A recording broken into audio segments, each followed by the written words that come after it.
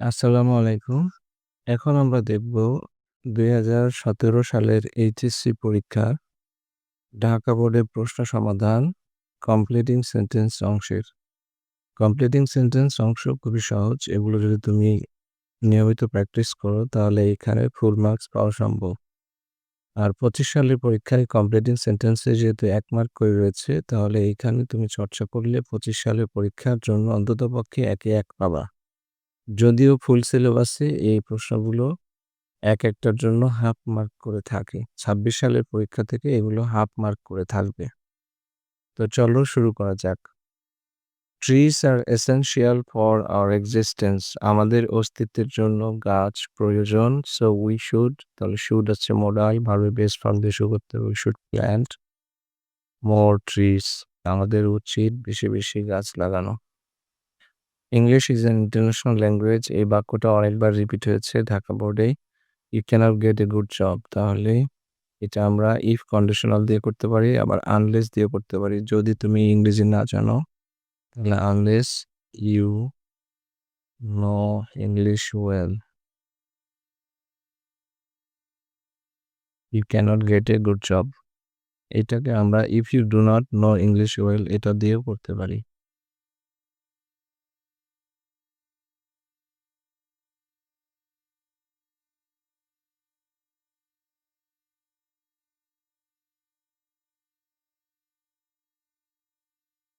Corruption is an obstacle to our national development. Obstacle মানে হচ্ছে বাধা। তো দুর্নীতি হচ্ছে আমাদের জাতীয় উন্নয়নের পথে বাধা। It is high time. তো এই করাপশন দিয়ে যদি থাকে ইট ইজ হাই টাইম তাহলে সহজ অ্যান্সার দিয়ে দিবা উই স্টপড ইট।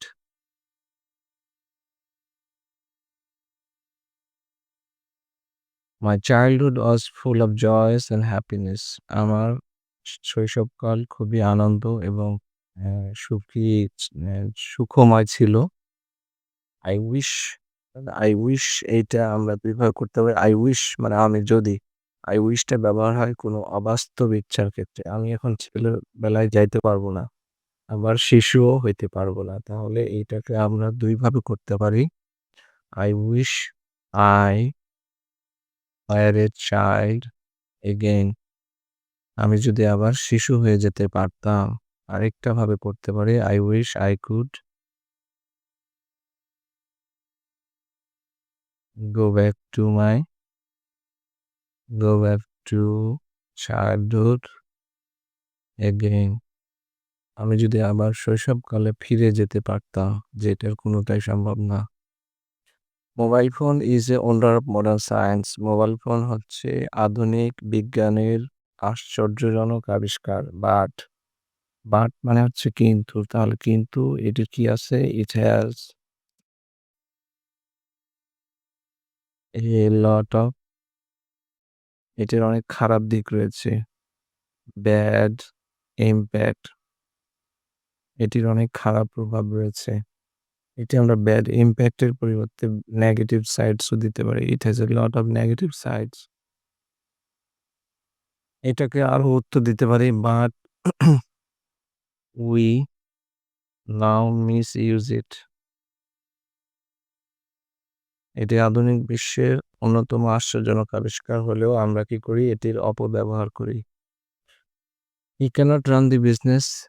সে ব্যবসা পরিচালনা করতে পারে না। সো ব্যবসা যেহেতু পরিচালনা করতে পারে না, হি শুড, তার উচিত কি? লিভ ইট, ব্যবসা ছেড়ে দেওয়া উচিত।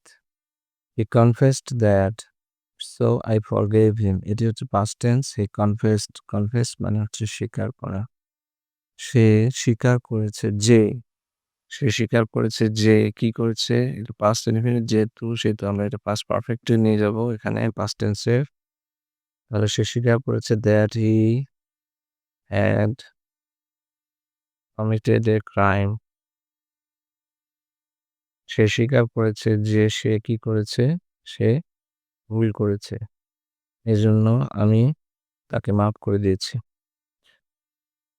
এখানে পাস্ট পারফেক্ট দেওয়ার কারণ কি? কারণ সে যে অপরাধ করেছে এটা আগে হয়েছে। আর স্বীকার করেছে পরে। The students could not memorize the poem. এখানে আ সরি আরেকটু বলে নিই। যদি এখানে হি কমিটেড এ ক্রাইম এটা যদি তুমি দিতা তাও তোমার উত্তর সঠিক হইতো। The students could not memorise the poem. ছাত্ররা সেই কবিতাটি মুখস্থ করতে পারেনি। It was too difficult for them. Too difficult too plus to থাকলে এটা হচ্ছে ভার্বের ইনফিনিটিভ দিয়ে শুরু হয়। For them to memorise.